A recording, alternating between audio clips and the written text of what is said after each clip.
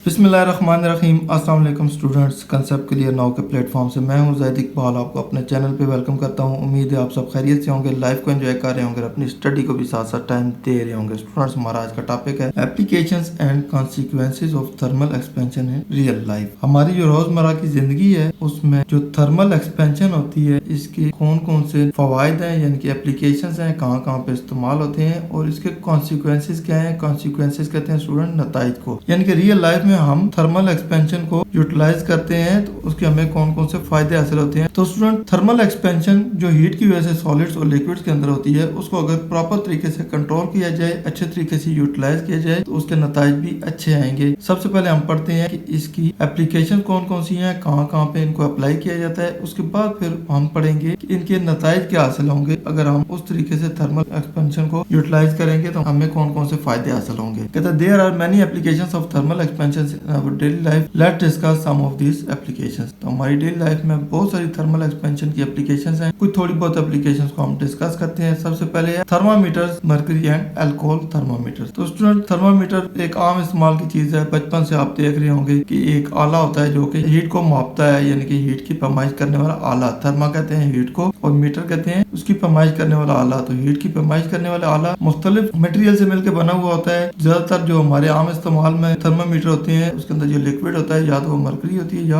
Alcohol होता है। Mercury और अल्कोहल हीट की वजह से एक्सपैंड होता है और उसकी वजह से एक्सपेंशन आती है और हम हीट को मेजर कर सकते हैं। दूसरा है बायोमेटालिक स्ट्रिप्स, जो थर्मोस्टेट्स होते हैं फ्रिज के अंदर या इस्त्री के अंदर, उसके अंदर बायोमेटालिक कहते हैं दो मेटल्स को, दो डिफरेंट किस्म की मेटल्स की स्ट्रिप्स होती हैं, उनको आपस में इस हिसाब से एडजस्ट किया जाता है कि जब उनको हीट दी जाती है तो एक स्ट्रिप जल्दी फैल जाती है, एक कम फैलती है, क्योंकि उनके अंदर डिफरेंट किस्म के मटेरियल होते हैं। तो ज्यादा फैलने वाली स्ट्रिप बैंड हो जाती है, बैंड होने की वजह से उसका सर्किट कट ऑफ हो जाता है या सर्किट बन जाता है। तो मुख्तलिफ जगहों पे इसको इस्तेमाल किया जाता है, इसको भी हम ब्रीफली पढ़ेंगे। इसके बाद इसकी जो एप्लीकेशन है वो एक्सपेंशन जॉइंट्स हैं, जो कि हम रेलवे की लाइनों में यूज करते हैं ताकि जब ट्रेन उनके ऊपर चले तो हीट की वजह से एक्सपेंशन होगी, एक्सपेंशन की वजह से वो रेलवे लाइन टेढ़ी ना हो, ब्रेक ना हो। उसके बाद है opening cap of a bottle. कोई भी कोल्ड ड्रिंक की बॉटल है, अंदर उसकी चूंकि गैस होती है, गैस की वजह से उसकी कैप ऐसे तरीके से बंद हो जाती है कि आसानी से नहीं खुलती। उसको अगर आपने आसानी से खोलना है तो उसको आप गर्म लिक्विड के अंदर डालें, ये एक्सपैंड हो जाएगी, इजीली खुल जाएगी। उसके अलावा वापडा की लाइंस आपने देखी होंगी, आपके घरों के ऊपर से गुजरी होती हैं, तो उनमें थोड़ा सी ड्रिफ्ट होती है, थोड़ा सा सैग होता है, झुकाव होता है, नीचे लटकी हुई होती है। वजह क्या है कि जब सर्दियों में ये लाइनें सुकड़ेंगी तो खंबे टेढ़े ना हो जाए, तारें टूट ना जाए। उसके बाद है डिजाइनिंग इंस्ट्रूमेंट्स एंड मशीनरी, यानी कि कुछ ऐसे इंस्ट्रूमेंट होते हैं मुख्तलिफ चीजों को मेजर के लिए इस्तेमाल किए जाते हैं। अगर उनके अंदर हीट की वजह से एक्सपेंशन आ जाए तो आपकी रीडिंग गलत हो सकती है, इसलिए उस एक्सपेंशन को एडजस्ट किया जाता है। उसके बाद हम कॉन्सिक्वेंसेज ऑफ थर्मल एक्सपेंशन पढ़ेंगे कि इसके हमें नताइज क्या क्या मिलेंगे। तो स्टूडेंट्स, वीडियो का बाकायदा आगाज करने से पहले आप सब दोस्तों से रिक्वेस्ट है, चैनल को सब्सक्राइब करें, वीडियो को वॉच करें, साथ साथ लाइक का बटन जो अंगूठे का निशान है उसको दबा दिया करें। आप लोगों के लिए जो मैं एफर्ट करता हूँ, आप वीडियो को लाइक करते हैं, उससे मेरा हौसला बढ़ जाता है। और वीडियोस को दोस्तों के साथ, कजन्स, रिलेटिव्स, क्लासमेट के साथ लाजमी शेयर करें। पॉजिटिव माइंड से किसी के साथ नेकी करेंगे, आपके साथ भी नेकी वाला मामला होता है। बेल आइकन जो घंटी का बटन है उसको लाजमी दबाएं ताकि मैं एक तरतीब से वीडियोस को अपलोड कर रहा हूँ उसी तरतीब से आपको मिल जाए और आपको किसी किस्म की परेशानी का सामना ना करना पड़े। वीडियो का बाकायदा आगाज करते हैं applications and consequences of thermal expansion in real life. तो स्टूडेंट, सबसे पहले हम इसकी एप्लीकेशंस पढ़ेंगे। पहली एप्लीकेशन है थर्मामीटर्स, जो कि मरकरी से भी बने होते हैं और अल्कोहल से भी बने हुए होते हैं, हमारे आम इस्तेमाल में होते हैं। कहते हैं एक्सपेंशन ऑफ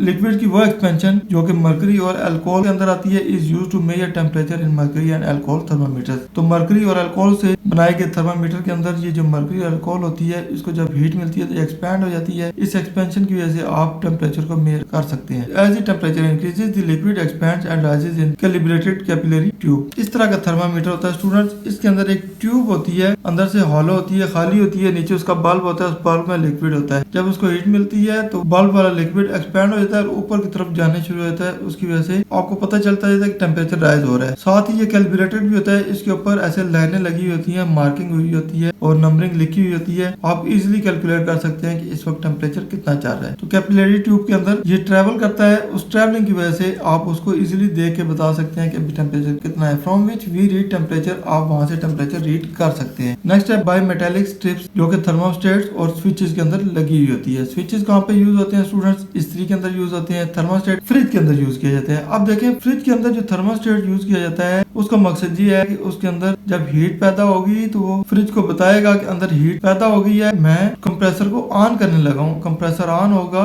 तो फ्रिज भी ऑन हो जाएगा। अब देखें ये हीट से कूलिंग की तरफ लाने के लिए फ्रिज को ऑन कर रहा है। लेकिन जो स्विच होते हैं इस्त्री के अंदर, इस्त्री आप गर्म करते हैं, एक पॉइंट आप उसके ऊपर एडजस्ट करते हैं, उस पॉइंट पे जाके इस्त्री बंद हो जाती है क्योंकि वो हीट आप हो चुकी होती है। तो वजह ये है कि यहाँ पे जो स्विच यूज किया जाता है उसके अंदर ये बायोमेटालिक स्ट्रिप यूज की जाती है। जब इस्त्री गर्म हो जाती है तो ये स्ट्रिप इसके साथ ऐसे थी तो नीचे की तरफ बैंड हो जाती है। लेट्स सपोज ये जब तक सर्किट बना रहा, इस्त्री को बिजली मिलती रही, इस्त्री गर्म होती रही। एक टाइम ऐसा आया कि ये स्ट्रिप हीट की वजह से नीचे की तरफ बैंड हो गई एक्सपैंड होने के बाद, और ये सर्किट ब्रेक हो गया। तो ये सर्किट ब्रेक होगा तो इस्त्री बंद हो जाएगी, आप उसको इस्तेमाल करेंगे दोबारा। जब इस्त्री उस सर्टेन टेम्परेचर से कम टेम्परेचर पे आएगी तो ये बायोमेटालिक स्ट्रिप तब तक ठंडी होकर वापस यहाँ पे आ जाएगी और इसके साथ फिर सर्किट बना लेगी, फिर इस्त्री को हीट मिलेगी और इस तरह ऑटोमेटिक सिस्टम चलता रहेगा। कहता है bimetal strip consist of two thin strips of different metal such as brass and iron joint together as shown in figure 11.9। तो स्टूडेंट ये फिगर 11.9 है, इसमें देखें दो स्ट्रिप्स आपको दिखाई गई हैं। लेट्स सपोज ये एक स्ट्रिप है, ये ब्रास की है। तो ब्रास चूंकि जल्दी गर्म होता है उसकी वजह से जल्दी एक्सपैंड हो जाता है। अब लेट्स सपोज ये वाली स्ट्रिप इसके साथ लगी हुई है, ये आयरन की है ब्लू कलर की। यहाँ से इनको करंट मिलता है, करंट की वजह से ये ऊपर एक सर्किट बना लेता है। सर्किट कैसे बनाता है, लेट्स सपोज ये एक और पॉइंट आया हुआ था, यहाँ से पॉजिटिव करंट आ रहा है तो यहाँ से नेगेटिव करंट आ रहा है। अब दो सर्किट हैं, जो ही ये स्ट्रिप इसके साथ जुड़ती हैं इट मींस कि ये सर्किट कंप्लीट हो गया है, इसको करंट मिलना शुरू हो जाएगा। जब करंट मिलेगा तो इंस्ट्रूमेंट गर्म हो जाएगा, इंस्ट्रूमेंट गर्म होगा तो ये जो मेटल्स हैं इनको भी हीट मिलेगी, नीचे से यहाँ से इनको हीट मिलेगी। अब चूंकि ये आयरन है, ये ब्रास है, आयरन कम एक्सपैंड होगा उस हीट पे, ब्रास ज्यादा एक्सपैंड हो जाएगा। अब ये दोनों एक दूसरे के साथ जुड़े हुए हैं, जुड़े होने की वजह से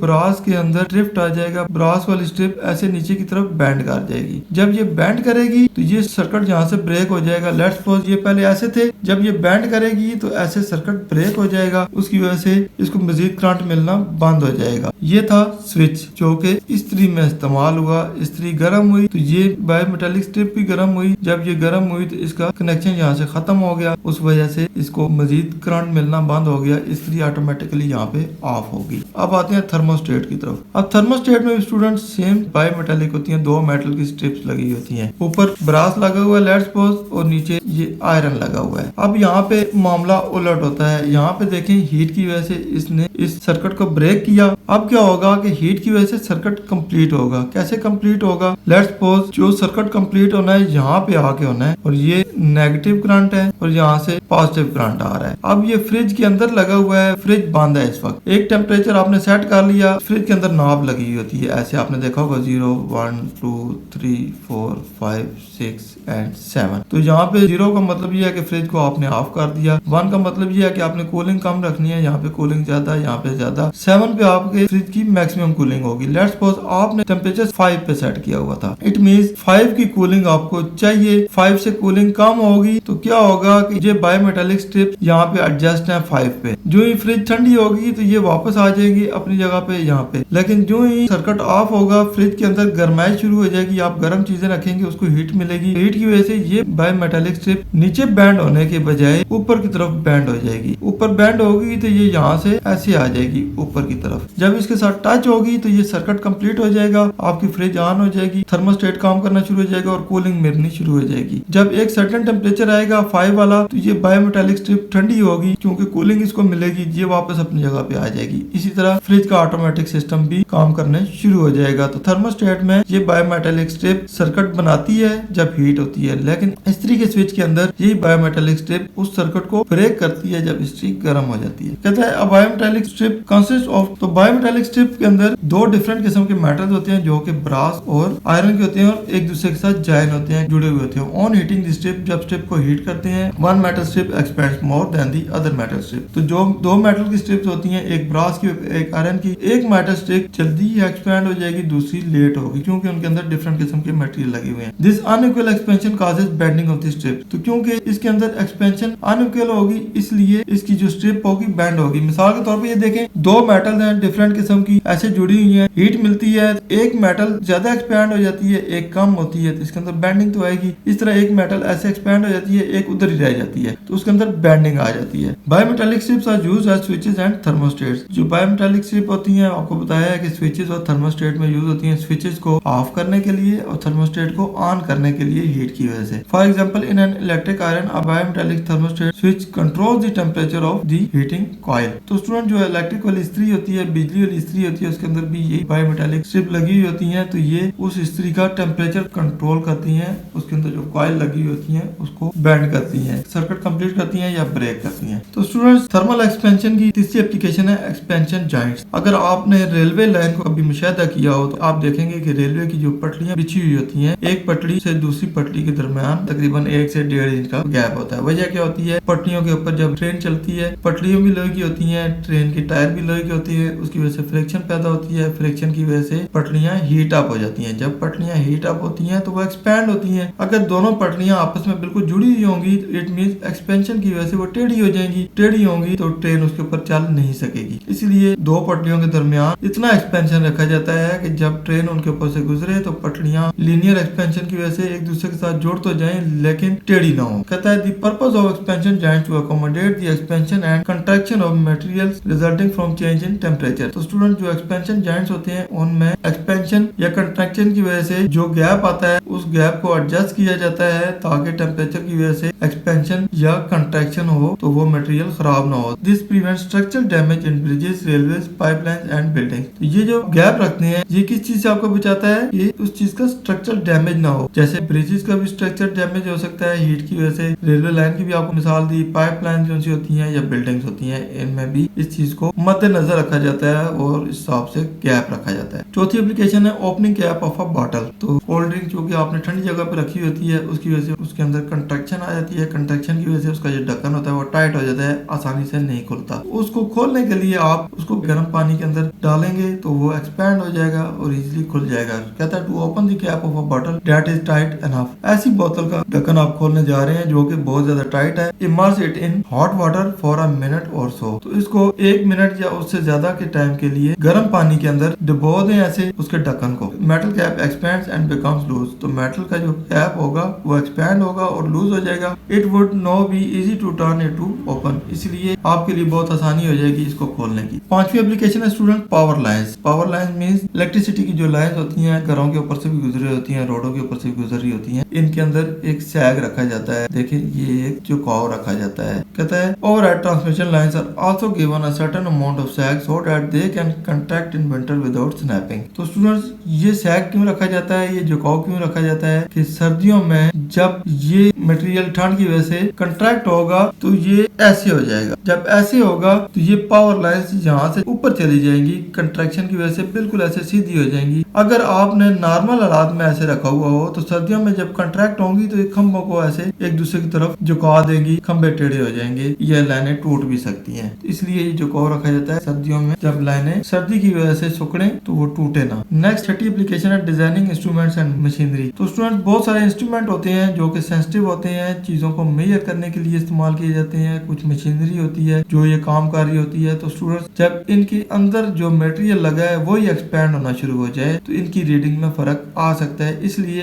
इसके अंदर जो मटेरियल होता है उसके अंदर भी थर्मल एक्सपेंशन के नताइज को मद्देनजर रखा जाता है और उसके अंदर नेसेसरी मेजर लिए जाते हैं ताकि इनके अंदर हीट की वजह से एक्सपेंशन आए भी तो कोई नुकसान ना हो, रीडिंग हमारी सही आए। कहता है डिफरेंट मटेरियल एक्सपैंड डिफरेंटली। मुख्तलिफ किस्म के मटेरियल डिफरेंट तरीके से एक्सपैंड होते हैं। पहले हमने बायोमेटालिक स्ट्रिप में भी पढ़ा कि ब्रास जल्दी एक्सपैंड होता है, आयरन लेट होता है। इसी तरह इंस्ट्रूमेंट में मटेरियल यूज की जाती है वो भी डिफरेंट किस्म के होते हैं। कहते हैं understanding thermal expansion is crucial for designing reliable and safe infrastructure, instruments and machinery. इसलिए जब आप किसी भी चीज को बनाने के लिए डिफरेंट किस्म के मटेरियल यूज करेंगे तो उनकी थर्मल एक्सपेंशन को भी आपने ध्यान में रखना है ताकि आप बड़े इंफ्रास्ट्रक्चर बनाए या कोई इंस्ट्रूमेंट बनाए या मशीनरी बनाए तो थर्मल एक्सपेंशन की वजह से उनमें कोई फॉल्ट ना आए। अब बात है student consequences of thermal expansion. जो आपने थर्मल एक्सपेंशन किसी जगह पे यूटिलाइज की, किसी जगह पे उसको आपने रद्द कर दिया, उसके ऊपर काम नहीं किया तो उसके नताइज क्या होंगे? कुछ अच्छे नताइज होंगे जहाँ पे आपने थर्मल एक्सपेंशन को अच्छे तरीके से इस्तेमाल किया, कुछ बुरे नताइज होंगे जहाँ पे आपने थर्मल एक्सपेंशन को ध्यान में नहीं रखा और आपको नुकसान होगा। कहता है if we ignore thermal expansion during construction, designing machines and instrument etcetera we will face different problems, some of them are. तो स्टूडेंट अगर हम थर्मल एक्सपेंशन को इग्नोर कर दें, कब इग्नोर करें? जब आप कोई कंस्ट्रक्शन कर रहे हो, कोई मशीन डिजाइन कर रहे हो या कोई इंस्ट्रूमेंट बना रहे हो तो